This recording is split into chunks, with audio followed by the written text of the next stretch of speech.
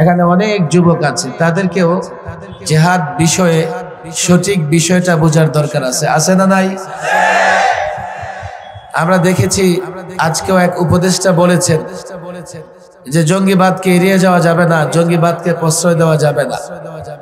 সুন্দর কথা, কিন্তু এই কথাতে আমাদের জন্য ভয়ের জায়গা আছে। সেটা কি?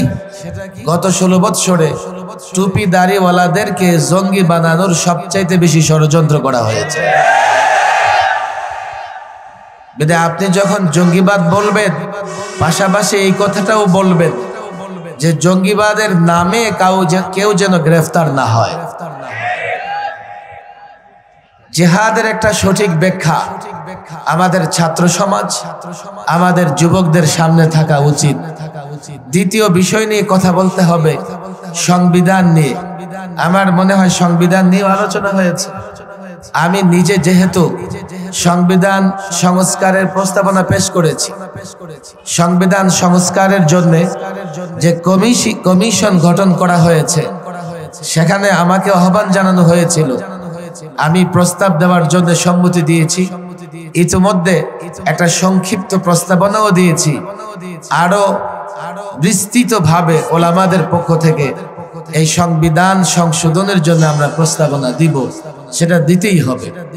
3 নম্বর বিষয় যেটা নিয়ে কথা বলা দরকার, সেটা হচ্ছে দাওয়াত ও তাবলীগের কাজে এখন একটা বিশৃঙ্খলা দেখা দিচ্ছে, এবং এই বিশৃঙ্খলাটা এমন পর্যায়ে পৌঁছে গেছে, আজকে যখন আমরাও কদিন আগে সোহরাওয়ার্দীতে জমায়েত হয়েছিলাম, কিন্তু আমাদের কারো হাতে লাঠি ছিল না, ছিল তাসবিহ। আজকে যারা কাকরাইলে জমা হয়েছে তারা লাঠি নিয়ে জমায়েত হয়েছে। কেন? কোন ভয়? কাকে মারবে? আলেমদের মারবে, মাদ্রাসার ছাত্রদেরকে মারবে, না কিংবা দাওয়াত ও তাবলীগের সাথীদের মারবে? কাকে মারবে? এই যে তোমাদের একটা উগ্র মনোভাব, এর জন্যই তো তাবলীগ দ্বিধা বিভক্ত হয়েছে। জিহাদ সম্পর্কে আমার নানা বক্তৃতা আছে। জিহাদ সম্পর্কে আমি আমার দৃষ্টিভঙ্গি টেলিভিশনেও, নানান টকশোতে, নানা সময়ে আমি পরিষ্কারভাবে ব্যক্ত করেছি। এখানে অনেক ছাত্র তোমরা আছো। জিহাদের বিধান আল্লাহ তাবারক ওয়া তাআলা কেন দিয়েছেন? যে আয়াতে জিহাদের অনুমতি দেওয়া হয়েছে, জিহাদের বিধান দেওয়া হয়েছে, জিহাদকে ফরজ করা হয়েছে, সে আয়াতে আল্লাহ তাবারক ওয়া তাআলা বিআন্নাহুম যুলিমু বলে এর কারণও ব্যাখ্যা করেছেন। যেহেতু মুসলমান মজলুম, আর কি করে মুসলমান মজলুম হয়েছেন? মক্কার 13টি বৎসর আমাদের কাছে একেবারে স্পষ্ট। এক মুসলমানের উপরে কতটা জুলুম করা হয়েছে, কতটা টর্চার করা হয়েছে। বেলাল হাবশী থেকে হযরত সুমাইয়া পর্যন্ত একজনের উপর কতটা নির্মম জুলুম অত্যাচার করা হয়েছে। সর্বশেষ রাসূলুল্লাহ সাল্লাল্লাহু আলাইহি সাল্লামকে হত্যার ষড়যন্ত্র করেছে। রাসূল মক্কায় থাকতে পারে নাই, মদিনায় চলে গেছেন। মদিনায় যাবার পরে জিহাদের বিধান আল্লাহ তাবারক ওয়া তাআলা দিয়েছেন। কেন দিয়েছেন? মুসলমান মজলুম, মুসলমান জুলুমের শিকার, মুসলমান বৈষম্যের শিকার, মুসলমান সন্ত্রাসের শিকার। জিহাদ হচ্ছে জুলুমের বিরুদ্ধে, জিহাদ হচ্ছে বৈষম্যের বিরুদ্ধে, জিহাদ হচ্ছে সন্ত্রাসের বিরুদ্ধে। যারা জিহাদকে জঙ্গিবাদ বলবে তারা বৈষম্যের পক্ষে, যারা জিহাদকে জঙ্গিবাদ বলবে তারা সন্ত্রাসের পক্ষে, যারা জিহাদকে জঙ্গিবাদ বলবে তারা জুলুমের পক্ষে। তোমাদের বুঝে না আসলে তোমরা গবেষণা করো। কলেজ ইউনিভার্সিটির ছাত্রদের আমি বলবো, তোমরা গবেষণা করে দেখতে পারো। আমি যে বক্তৃতা রাখছি, জিহাদ মানে যুদ্ধ। তো যুদ্ধ যদি অবৈধ হয়, যুদ্ধ যদি জঙ্গিবাদ হয়, তো পৃথিবীর প্রত্যেকটা রাষ্ট্র, প্রত্যেকটা দেশ যুদ্ধ করবার জন্য সেনাবাহিনী কেন লালন পালন করে? জিহাদ বা যুদ্ধ যদি অবৈধ হয়, যুদ্ধ যদি সন্ত্রাস হয়, যুদ্ধ যদি জঙ্গিবাদ হয়, তাহলে পৃথিবীর প্রত্যেকটা রাষ্ট্র যুদ্ধের জন্য কেন আধুনিক অস্ত্র তৈরি করে? আমরা তো দেখছি যার হাতে যত আধুনিক অস্ত্র আছে সেই তত বড় মাতব্বর, তত বড় মোড়ল। কথা ঠিক না বেঠিক? বলে হুজুর যুদ্ধের সমস্যা নাই, সমস্যা হচ্ছে জিহাদ শব্দে। আপনারা জিহাদ শব্দ বলবেন না, আপনারা যুদ্ধ শব্দ বলেন, আমাদের কোনো আপত্তি থাকবে না। আমি বলি না না না, তোমাদের যুদ্ধ আর ইসলামের জিহাদ এক নয়, বিধায় আমি জিহাদ বলবো, আমি যুদ্ধ বলতে পারবো না। যদিও জিহাদ মানে যুদ্ধ, কেন আপনি জিহাদ বলবেন, কেন যুদ্ধ বলতে পারবেন না? তোমাদের যুদ্ধ কি? বর্তমানেও তোমরা যুদ্ধ করছো, সাম্রাজ্যবাদী শক্তিগুলো যুদ্ধ করতেছে, পৃথিবীর 50টা রাষ্ট্রে যুদ্ধ চলছে। এই যুদ্ধের চিত্র তোমরা দেখো, আর জিহাদের নিয়ম, জিহাদের ফর্মুলা দেখো। আজকে আমার হাতে লম্বা সময় নেই কথা বলবার মতো। জেনেভা কনভেনশনে এই রাষ্ট্রগুলো যখন যুদ্ধ করে, যুদ্ধের ময়দানে সৈনিক যদি আহত হয় তার চিকিৎসা, সৈনিক যদি বন্দী হয় তার নিরাপত্তা, যুদ্ধের ময়দানে অযোদ্ধা, নারী, শিশু, সাধারণ মানুষের নিরাপত্তার জন্য জেনেভা কনভেনশনে কিছু চুক্তি স্বাক্ষরিত হয়েছে। হ্যাঁ, এটা চুক্তি স্বাক্ষরিত হয়েছে, কিন্তু আমরা যদি দেখি রাশিয়া যুদ্ধ করতেছে ইউক্রেনের বিরুদ্ধে, আমেরিকা যুদ্ধ করতেছে নানা দেশের বিরুদ্ধে, চায়না যুদ্ধ করতেছে, ভারত যুদ্ধ করতেছে, তাদের যুদ্ধের বাস্তবতা কি? তাদের যুদ্ধের হাকিকত কি? তারা কেন যুদ্ধ করে? তারা যুদ্ধ করতেছে সাম্রাজ্যবাদ বিস্তার করবার জন্যে। তারা যুদ্ধক্ষেত্রে নারীকেও টার্গেট করে, শিশুকেও টার্গেট করে। আমরা দেখেছি ফিলিস্তিনি শিশু, নারীরাও নিরাপদ নয়। ইসরায়েলিরা শত শত হাজারে হাজারে শিশু হত্যা করেছে, নারী হত্যা করেছে, গাজার এক একটা মসজিদ ধ্বংস করে দিয়েছে। এটা হচ্ছে তোমাদের যুদ্ধ। ইসলামের যুদ্ধ দেখো, নারী টার্গেট হয় না, শিশু টার্গেট হয় না, সাধারণ মানুষ টার্গেট হয় না। ইসলামের প্রত্যেকটা বিষয় সুন্দর, নামাজ সুন্দর, রোজা সুন্দর, যাকাত সুন্দর, ইসলামের মুআমালাত সুন্দর, বিচার ব্যবস্থা সুন্দর, আদব আখলাক সুন্দর, অনুপম ইউনিক। ইসলামের জিহাদও সুন্দর। তোমরা নোংরা, তোমাদের যুদ্ধ নোংরা, তোমরা সাম্রাজ্যবাদী, তোমাদের যুদ্ধ জুলুম, অন্যায়, অত্যাচার, তোমার যে যুদ্ধ সন্ত্রাস, আল্লাহর কসম এজন্য যুদ্ধ নয়, আমরা জিহাদ বলে থাকি। ছাত্র সমাজ বুঝবার চেষ্টা করো, এই জাতিকে যৌক্তিক জায়গা থেকে জিহাদ বোঝাতে হবে, না হলে তুমি জিহাদের কথা বলবে, এই জাতির যুবকরা তোমাকে জঙ্গিবাদ বলবে। জাতিকে যদি জিহাদ বুঝাতে না পারো, তুমি জিহাদের কথা বলবে, জাতি তোমাকে উগ্রবাদী বলবে। তুমি জিহাদের কথা বলবে, জাতি তোমাকে সাম্প্রদায়িক কথা বলবে। অথচ পশ্চিমারা জিহাদিস্ট নামে জিহাদের বিরুদ্ধে যে প্রপাগান্ডা চালায়, তারা মূলত প্রত্যেকটা মুসলমানের অন্তর থেকে যুদ্ধের আকাঙ্ক্ষা, জিহাদের আকাঙ্ক্ষাকে দূর করে দিতে চায়। কেন জানো? তারা যদি তোমাদের ভেতর থেকে জিহাদের তামান্না, জিহাদের আকাঙ্ক্ষা দূর করে দিতে পারে, তারা জানে এই মুসলমান যদি জেগে উঠে, কেন জানো, এক এক মুসলমানের বাচ্চা অ্যাটম বোমার পাওয়ার রাখে, অ্যাটম বোমার ক্ষমতা রাখে। এই মুসলমান যুবক যদি জিহাদের ময়দানে এক আল্লাহর উপর ভরসা করে ঝাঁপিয়ে পড়ে, ইহুদিদের রাজত্ব থাকবে না, পত্তলিকদের রাজত্ব থাকবে না, খ্রিস্টানদের রাজত্ব থাকবে না, সাম্রাজ্যবাদীদের রাজত্ব থাকবে না। এজন্যে তোমাকে দমন করবার জন্যে, তোমার ভেতর থেকে জিহাদের জজবা খতম করার জন্যে তোমাকে সন্ত্রাস বলে, তোমাকে জঙ্গিবাদ বলে, তোমাকে মৌলবাদ বলে, তোমাকে সাম্প্রদায়িক বলে দমন করতে চায়। আর আমার মুসলমান যুবক না বুঝে তোমাকে জঙ্গিবাদ বলে, যদি তাকে বুঝাতে পারো, এক একটা যুবক, এক একটা মুসলমান সন্তান অ্যাটম পাওয়ার, অ্যাটম বোমার চাইতে শক্তিশালী, জিহাদের ময়দানে তোমার সঙ্গে ঝাঁপিয়ে পড়ে গোটা দুনিয়া মুসলমানদের সামনে টিকতে পারবে না।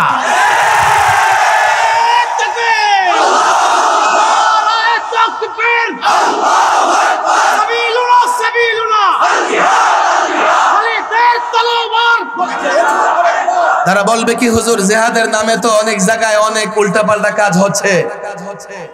আমি বললাম, জিহাদের নামে যদি কোথাও উল্টাপাল্টা কাজ হয়ে থাকে, যারা উল্টাপাল্টা কাজ করে তারা দায়ী। কথা ঠিক না বেঠিক? তুমি জিহাদিস্ট, জিহাদের কথা বললে তারা জঙ্গিবাদ কেন বলবা? উদাহরণ চাও, এক্সাম্পল চাও? পৃথিবীতে অনেক রাষ্ট্রপ্রধান গণতন্ত্রের কথা বলে স্বৈর শাসন চালু করেছে। এর একটাই যে পলাতক সরকার অনেক গণতন্ত্রের কথা বলেছে, কিন্তু 16 বৎসরে স্বৈর শাসন প্রতিষ্ঠার পরে এই দেশের জনগণের উপরে জুলুম ছাড়া আর কিছুই করে নাই। তোমরা সমাজতন্ত্রের কথা বলো, পৃথিবীতে অনেক রাষ্ট্রপ্রধান সমাজতন্ত্রের কথা বলে স্বৈর শাসন প্রতিষ্ঠা করেছে। কই তোমরা তো গণতন্ত্রকে দোষারোপ করো না, তোমরা তো সমাজতন্ত্রকে দোষারোপ করো না। জিহাদের নামে যদি কেউ উল্টাপাল্টাও করে থাকে, জিহাদকে কেন দোষারোপ করো? জিহাদকে এই জন্যই দোষারোপ করো, তোমাদের মুখে পশ্চিমারা হাড্ডি দিয়ে রেখেছে। বাংলাদেশের সংবিধান সংস্কার করার দরকার আছে। বিশেষ করে এই ফ্যাসিস্ট সরকার 2011-তে সংবিধানকে এত কাটা ছেঁড়া করেছে, সংবিধান থেকে বিসমিল্লাহ তুলে দিয়েছে, সংবিধান থেকে আল্লাহর উপর আস্থা বিশ্বাস মুছে দিয়েছে, যার কারণে আল্লামা মুফতি আমিন রাহিমাহুল্লাহ এক বক্তৃতায় বলেছিলেন, যেই সংবিধান থেকে বিসমিল্লাহ তুলে দিয়েছে, যেই সংবিধান থেকে আল্লাহর উপর আস্থা বিশ্বাস তুলে দিয়েছে, সেই সংবিধানকে ডাস্টবিনে নিক্ষেপ করা হবে। আল্লামা মুফতি আমিন রাহিমাহুল্লাহর বিরুদ্ধে রাষ্ট্রদ্রোহ মামলা হয়েছে। কেন তিনি সংবিধান নিয়ে কথা বললেন? কেন তিনি সংবিধান নিয়ে কথা বললেন? দেখো, ছাত্র সমাজকে আমি বলি, আমাকে বলা হয়েছে, হুজুর আপনি যেহেতু সংবিধান সংস্কার করতেছেন, আপনাকে তারা ডেকেছে, আপনি সংবিধান নিয়ে কথা বলবেন না। আমি বললাম, আমি যে সংবিধান নিয়ে কথা বলবো না, বলবেটা কে? আমাদের ছেলেরা তো সংবিধান নিয়ে পড়াশোনা করে না। যে রাষ্ট্রে তুমি বসবাস করতেছো, সেই রাষ্ট্রের সংবিধান সম্পর্কে তোমার জানতে হবে, যাতে কখনো সুযোগ হলে তুমি সেই সংবিধান পরিবর্তন করে সংস্কার করে একটা ইসলামী সংবিধান প্রণয়ন করতে পারো। দেখো, 71-এ রাষ্ট্র স্বাধীন হয়েছে, 72-এ সংবিধান প্রণয়ন হয়েছে। 72 সংবিধান প্রণয়ন করতে গিয়ে সংবিধানের মূল নীতিতে ওরা সেকুলারিজম নিয়ে এসেছে। বলে, হুজুর সেকুলারিজম কি জিনিস? অনেক যুবকরা সেকুলারিজম বুঝে না, ধর্ম নিরপেক্ষতাবাদ বুঝে না। এই জন্য সেকুলারিজমের বিরুদ্ধে আমরা যতটা ক্ষুব্ধ, এই যুবকরা ততটা ক্ষুব্ধ নয়। সেকুলারিজম বুঝতে চাও? আমি তোমাদেরকে দুইটা উদাহরণ দেই। আমি সেকুলারিজমের সংজ্ঞায় যাব না। কামাল আতাতুর্ক তুরস্কে সেকুলারিজম প্রতিষ্ঠা করেছিল। সেকুলারিজম প্রতিষ্ঠা করবার পরে হিজাব নিষিদ্ধ, দাড়ি রাখা নিষিদ্ধ, কোরআন পড়া নিষিদ্ধ। তুরস্কের মুসলমানেরা গর্তের ভিতরে লুকায়া লুকায়া কোরআনে কারিম শিক্ষা করত। মসজিদগুলোকে মিউজিয়াম বানিয়ে ফেলেছিল। এমনকি তুরস্কের যে বর্ণ অক্ষর, এই অক্ষরগুলোর মিল ছিল আরবি অক্ষরের সাথে। এই কামাল আতাতুর্ক কি করেছে? কেন মিল থাকবে আরবির সঙ্গে? এটা তো একটা ধর্মের একটা প্রতীক হয়ে যায়, একটা ধর্মের সঙ্গে মিলে যায়, এটাও রাখা যাবে না। বর্ণ পরিবর্তন করে এমন বর্ণ প্রত্যাবর্তন করেছে যার মিল থাকবে ইংরেজের সঙ্গে। এইভাবে তুরস্কে কামাল আতাতুর্ক সেকুলারিজম প্রতিষ্ঠা করে তুরস্ক থেকে ইসলাম বিদায় করে দিয়েছিল।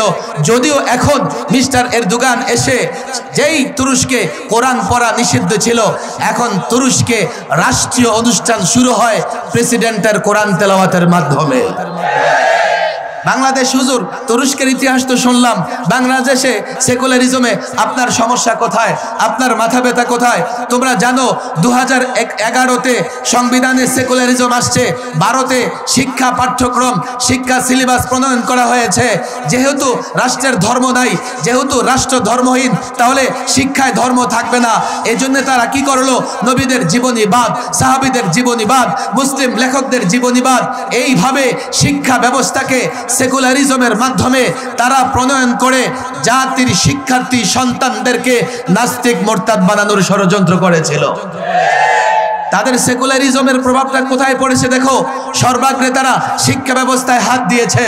শিক্ষা ব্যবস্থায় হাত দিয়ে ইসলামী শিক্ষাকে ধ্বংস করবার চেষ্টা করেছে। এমনকি আলিয়া মাদ্রাসার বই পুস্তকে নাচ গান, তার প্রচ্ছদে হিজাব ছাড়া নারীর ছবিও তারা স্থাপন করেছে। বাংলাদেশে কি করে সেকুলারিজমের প্রভাব আমাদের উপরে পড়েছে জানো? সর্বশেষ তারা ইসলামী শিক্ষাকে সংকুচিত করেই ডারউইনিজম নিয়ে আসছে। ডারউইনিজম এই জাতির শিক্ষার্থীদেরকে বানরের বাচ্চা বানানোর ষড়যন্ত্র তারা করেছে। আমি বলি দেখো, আমরা আদম সন্তান, আল্লাহ আমাদের সম্মানিত করেছেন, আমরা বানরের সন্তান নই, আমরা বানর থেকে সৃষ্টি নই। তোমরা যারা নাস্তিক, মোরতাদ, বেঈমান, তোমাদের কারো জন্ম পার্কে, কারো জন্ম নদী নালা ডুবায়, তোমরা তালাশ করে দেখো তোমাদের জন্মের পেছনে বানরের অবদান আছে না নাই? সেকুলারিজম নিয়ে এসছো কেন? বিসমিল্লাহির রহমানির রহিম কেন বাদ দিয়েছো? আজ পর্যন্ত বাংলাদেশে কাউকে দেখি নাই সেকুলারিজমের জন্য সমাবেশ করতে, দাবি করে রাজপথে নামতে, অথচ বিসমিল্লাহ যখন বাদ দেওয়া হয়েছে আমরা প্রতিবাদ করেছি, দেশের মুসলমান প্রতিবাদ করেছে। আল্লাহর উপর আস্থা বিশ্বাস যখন বাদ দিয়েছে সমস্ত মানুষ প্রতিবাদ করেছে। একজন মুমিন ছোট্ট কাজ করলে বিসমিল্লাহ বলে শুরু করে, ঘরে প্রবেশ করলে বিসমিল্লাহ বলে প্রবেশ করে, ঘর থেকে বের হলে বিসমিল্লাহ তাওয়াক্কালতু আলাল্লাহ বলে বের হয়, পানি খায় বিসমিল্লাহ, খাবার খায় বিসমিল্লাহ, ঘুমোতে যায় বিসমিল্লাহ। সেই দেশের সংবিধানে বিসমিল্লাহ থাকবে, দলিলে বিসমিল্লাহ থাকবে, সেই দেশের রাষ্ট্রীয় কাজে বিসমিল্লাহ থাকবে, এটাই স্বাভাবিক। আল্লাহর উপর আস্থা বিশ্বাসের কথা বলো, এটা তো আরো স্বাভাবিক। কেননা প্রত্যেকটা মুসলমান আল্লাহর উপর আস্থা বিশ্বাস রেখেই কাজ করে, কথা ঠিক না বেঠিক? দেখো অনেক যুক্তি তারা দিবে, অনেক যুক্তি তারা দেয়। 1979-তে পঞ্চম সংশোধনী, পঞ্চমবার এই সংবিধানকে সংশোধন করে এখানে প্রেসিডেন্ট জিয়াউর রহমান বিসমিল্লাহির রহমানির রহিম এবং আল্লাহর উপর পূর্ণ আস্থা বিশ্বাস এই মূল নীতি সংযুক্ত করেছেন। আর 11 এর মানে 32টা বছর আমার দেশের সংবিধানে বিসমিল্লাহির রহমানির রহিম ছিল। 32টা বছর আমার দেশের সংবিধানে আল্লাহর উপর আস্থা বিশ্বাস ছিল। 32 বছরে ঘুরে ফিরে জাতীয় পার্টি, আওয়ামী লীগ, বিএনপি ক্ষমতায় ছিল, কারো কোনো সমস্যা হয় নাই। তাহলে কেন সংবিধান থেকে বাদ দিতে হবে? এই সংবিধান থেকে এগুলো বাদ দিয়ে সেকুলারিজম, গণতন্ত্র, সমাজতন্ত্র সব জগা খিচুড়ি করে ফেলেছে। কেন জানো? একটা দিয়ে ভারতকে খুশি করতে চেয়েছে, আরেকটা দিয়ে চীন রাশিয়াকে খুশি করতে চেয়েছে, আরেকটা দিয়ে আমেরিকা খুশি করতে চেয়েছে। কিন্তু আল্লাহ যখন চেয়েছেন তোমাদের পতন কেউ ঠেকাতে পারে না। কেন তোমরা এগুলো করেছো? আমরা এগুলো স্পষ্ট বলেছি, আমরা এই সরকারকে সহযোগিতা করতেছি। কেন? এই যাত্রা বাড়িতেও আমাদের সন্তানেরা তাজা রক্ত জড়িয়েছে। আমরা বলেছি এই সরকার সংস্কার করবে, আমরা সহযোগিতা করব। আমরা সংবিধান সংস্কার কমিশনকে পরিষ্কার বলেছি 32 বছর বাংলাদেশ সংবিধানে বিসমিল্লাহির রহমানির রহিম ছিল, সেটা নিয়ে আসতে হবে। আল্লাহর উপর আস্থা বিশ্বাস ছিল, সেটা নিয়ে আসতে হবে। সেকুলারিজম ছিল না, সেটাকে বাদ দিতে হবে। আরো 2টা বিষয় বলেছি। একটা বিষয় থাকবে এমন যে এই সংবিধানে বা আইনে যেখানে কোরআন সুন্নাহর সঙ্গে সাংঘর্ষিক কিছু থাকবে সেটা গ্রহণযোগ্য হবে না। বলে হুজুর এই কথা আপনারা কিভাবে বলেন? এটা কি জাতি মানবে? আমি বললাম কেন মানবে না? নির্বাচনের আগে ছাত্র সমাজ, যুবক তোমাদের বলি, প্রত্যেকটা রাজনৈতিক দল একটা ইশতিহার ঘোষণা করে, আর ইশতিহারে কি বলে? আমার দল যদি ক্ষমতায় আসে আমরা কোরআন সুন্নাহ বিরোধী আইন করব না। কথা ঠিক না বেঠিক? তাহলে সব রাজনৈতিক দল কোরআন সুন্নাহর বিরুদ্ধে কিছুই বলতে চায় না। তাহলে কোরআন সুন্নাহর সঙ্গে সাংঘর্ষিক সব বাদ যাবে, এই কথায় তো বাংলাদেশের সবাই একমত। আর যেই কথায় সবাই একমত সেটা কেন সংবিধানে আসবে না? আসতে সমস্যা কোথায়? সমস্যা কোথায় আমাকে বলো। সমস্যা নাই, পশ্চিমারা নারাজ হবে, রক্ত আমরা দিয়েছি, পশ্চিমারা রক্ত দেয় না। আরেকটা কথা আমি বলেছি, সর্বশেষ নবী, আজকে খতমে নবুয়ত মহাসম্মেলন, সর্বশেষ নবী, সর্বশ্রেষ্ঠ নবী মুহাম্মদ সাল্লাল্লাহু আলাইহি সাল্লামকে নিয়ে কটূক্তি করলে এটা হবে সর্বোচ্চ অপরাধ। সর্বোচ্চ অপরাধ, তাকে সর্বোচ্চ শাস্তি দিতে হবে। আমি ছাত্র সমাজকে বলি, তাদেরকেও বলে এসছি, তোমাদের বলে যাই। আমরা বলেছি দেখেন, আমরা যে দাবিগুলো জানাচ্ছি এটা সব রাজনৈতিক দল, কোনো দল অস্বীকার করতে পারবে না, কোনো মুসলমান অস্বীকার করতে পারবে না। যদি আপনারা মনে করেন না না না না আপনাদের এই কথায় জনতা একমত নয়, আপনাদের এই কথা জনতা মানবে না, কি চান? গণভোট দেবেন, দেন। গণপরিষদ গঠন করবেন, করেন। আর যদি মনে করেন না না না জনসমাবেশ, জনসমাগম দেখতে চাই, দেখতে চাই কতজন মানুষ বিসমিল্লাহ চায়, দেখতে চাই কতজন মানুষ আল্লাহর উপর আস্থা বিশ্বাস ফিরিয়ে আনতে চায়, আমি তাদেরকে বলেছি তোমাদের তোমাদের বলে যাই, এটা রাজনৈতিক ইস্যু নয়, দলীয় ইস্যু নয়, মাদ্রাসা মসজিদের ইস্যু নয়, এদেশের 16 কোটি জনতার ইস্যু। আমি আবারও বলি, মিডিয়ার সামনে বলি, এই বিষয়গুলোর পক্ষে আপনারা যদি জনমত চান, আপনাদের আমরা সহযোগিতা করছি, সহযোগিতা করব, নিঃস্বার্থ সহযোগিতা করব। আমরা উপদেষ্টা হতে চাই না, আমরা কোনো পদ পদবি চাই না, আমরা সহযোগিতা করছি। রাষ্ট্র মেরামত করবেন, আমরা সহযোগিতা করতেছি। রাষ্ট্র সংস্কার করবেন। যদি মনে করেন আমাদের মতামতের পক্ষে লোকজন জড়ো করা দরকার, সমাগম ঘটাবার দরকার, জনসমাবেশ ঘটাবার দরকার, আমি পরিষ্কার বলি, তোমাদের বলে যেতে চাই, টেকনাফ থেকে তেতুলিয়া, রূপসা থেকে পাথরিয়া, বাংলাদেশের যে কোনো জায়গায় যদি বলো, ভাষাঞ্চলে, সেন্ট মার্টিনে, উত্তরবঙ্গে, দক্ষিণবঙ্গে, যেখানে তোমরা বলো না কেন, আল্লাহর কসম আমাদের এই দাবির পক্ষে কম পক্ষে 1 লক্ষ মুসলমান, কম পক্ষে 1 কোটি মুসলমান জমায়েত হবে, জমায়েত হবে।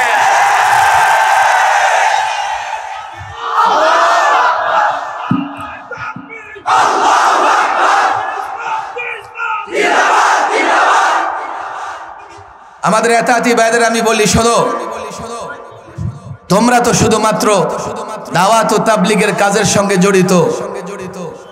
আমাদের ছাত্র ভাইয়েরা রক্ত দিয়েছে, দেশের পাহারাদারি করতেছে, আলেম ওলামারা সকল ফিতনার মোকাবেলা করতেছে। তোমরা আলেম ওলামাদের বিরুদ্ধে যেও না, আলেম ওলামাদের অনুসরণ করো, আলেম ওলামাদের সাথে থাকো। তারা বলবে কি, হুজুর না না, আমাদের সঙ্গে আলেম ওলামা আছে। আয়াত তোমরা শুনেছো, আতিউল্লাহ ওয়া আতিউর রাসূল ওয়া উলিল আমরি মিনকুম। আল্লাহর দাসত্ব গোলামি করো, রাসূলুল্লাহর অনুসরণ করো। আর উলুল আমর, আব্দুল্লাহ ইবনে আব্বাস সহ অনেক মুফাসসির বলেছেন, এর দ্বারা উদ্দেশ্য ওলামা ফুকাহা। আল্লাহ বলেছেন ওলামা ফুকাহাদের অনুসরণ। তোমরা বলো আমাদের সঙ্গে আলেম আছে, আরে আলেমের যদি অনুসরণ করো, আলেমের মেমোরি কার্ডে কোরআন আছে, সুন্নাহ আছে, তোমরা আলেমের অনুসরণ করলে আলেমের সঙ্গে তোমরাও সিরাতে মুস্তাকিমে থাকবে। তোমাদের মাথায় কি আছে যে আলেম তোমাদের সঙ্গে আছে, নিজেও ভ্রষ্ট, তোমরাও ভ্রষ্ট। পরিষ্কার বলি, তোমাদের সঙ্গে মারামারি করার সুযোগই তো আমাদের নাই, সময়ই তো নাই। আমরা এই দেশের মানুষের ঈমান হেফাজতের জন্য কাজ করতেছি। তোমাদের কাছে আমাদের দাবি, তোমরা আলেমদের সঙ্গে থাকো, তাহলে দাওয়াত ও তাবলীগের মেহনত সঠিকভাবে চলবে। আলেমদের ছাড়া বলে আমরা তো মানি, দিল্লির এক মাওলানা সাদ সাহেবকে মানি। আরে দিল্লির সাদ সাহেবকে যদি আলেম হিসেবে মানো, তো বাংলাদেশের লাখো আলেমকে মানতে তোমাদের সমস্যা কোথায়? যদি বলো না বিচার চাই, বিচার মানবো, বিচার চাই, আমরা জবরদস্তি করতে চাই না, তাহলে কাকরাইলের মাদ্রাসার মুরব্বী জুবায়ের সাহেব, মাদ্রাসার মোতাওয়াল্লি জুবায়ের সাহেব, প্রতিষ্ঠানের মোতাওয়াল্লি যিনি, তার কথাই তো গ্রহণযোগ্য হয়। তোমরা তার কথা কেন মানছো না? যদি বলো যে তার উপর আস্থা বিশ্বাস নাই, তাহলে এখানে আসো, কাকরাইলে ফয়সাল, আমিরে ফয়সাল যে শুরায় পরিচালিত হয়, সেখানে 6 ব্যক্তি ফয়সালা দিয়ে থাকেন। যদিও 6 ব্যক্তি, এখন 5 ব্যক্তি আছে। 3 দিন আগে একজনের ইন্তেকাল হয়ে গেছে, নাসিম সাহেব, এতাতিদের লিডার, আল্লাহ তাকে মাফ করে দেন। এখন আছে মাত্র ওয়াসিফ সাহেব, আর তার এগেনিস্টে 4 জন। তো যেদিকে 4 জন ফয়সালা, তো সেদিকে হবে। ফয়সালা তোমাদের একজনের পক্ষে কেন হবে? তোমরা যদি বিচার চাও, ইনসাফ চাও, তাহলে তো তোমাদের আলেমদের সঙ্গে মিলেমিশে কাজ করা লাগে। কিন্তু যদি মনে করো না না না, বিচার মানি, তবে তালগাছটা আমার, এটা তো আমরা মানতে পারবো না, এটা ওলামা একরাম মানবে না। আমার ভয় হয়, আমি সরার দিতেও বলেছি, এইভাবে যদি তোমরা আলেমদের বাইরে চলতে থাকো, আলাদা মসজিদ বানাও, আলাদা মাদ্রাসা বানাও, একটা সময় আলেমরা যখন ফতুয়া দিয়ে দিবে, তাদের মাদ্রাসায় যাওয়া যাবে না, তাদের মসজিদে যাওয়া যাবে না, তো কাদিয়ানি যেভাবে মুসলমান থেকে বিচ্ছিন্ন হয়ে গেছে, তোমরাও সেইভাবে বিচ্ছিন্ন হয়ে যাবে। তোমরা আমাদের ভাই, তোমাদের হাতে পায়ে দড়ি। দাওয়াত ও তাবলীগের কাজ, এটা ইসলামের কাজ। ইসলাম বুঝে ওলামা একরাম, ওলামা একরামের সঙ্গে থাকো, তাদের সঙ্গে থেকে দাওয়াত ও তাবলীগের কাজ করো। আমি মনে করি এই ফিতনা দূর হয়ে যাবে। পারলে তোমাদের লিডারকে বলে দাও, সাদ সাহেব আপনি চাইলে এক মুহূর্তে এই সমস্যার সমাধান দিতে পারেন। মৌলভী সাদ সাহেব যদি এতটুকু বলে, আমার ইমারত দরকার নাই, আমি আলমী শুরা পৃথিবীর আলেমদের হাতে এই দায়িত্ব দিলাম, ওনারা যাকে খুশি আমির বানাক, ওনারা মজলিসে শুরা করে চালাক। আমি তো মনে করি এই ঘোষণা দেওয়ার সঙ্গে সঙ্গে এই তাবলীগের কাজে কোনো রকমের গন্ডগোল আর থাকবে না। বলে গেলাম, যদি কোনো এতাতি ভাই থাকো, তোমাদের কাছে হাত জোর করে বলে যাই, ওলামাদের বিরোধিতা করো না। ছাত্র সমাজকে বলি, দেখো এখন জাতি তোমাদের কাছে বড় ভরসা রাখে, তোমরা জাতিকে নেতৃত্ব দেওয়ার মতো যোগ্যতা অর্জন করো। সংবিধান প্রণয়ন থেকে শুরু করে প্রত্যেকটা আইন কিভাবে জাতির কল্যাণে প্রণয়ন করা যাবে সেই ফিকিরও তোমরা করো। জাতির যুবকদের কাছে ইসলামের সৌন্দর্য তুলে ধরো, তাহলে জাতির যুবকরা তোমাদের সঙ্গে থাকলে তোমরা সহজেই দেশ এবং রাষ্ট্রের নেতৃত্ব দিতে পারবে।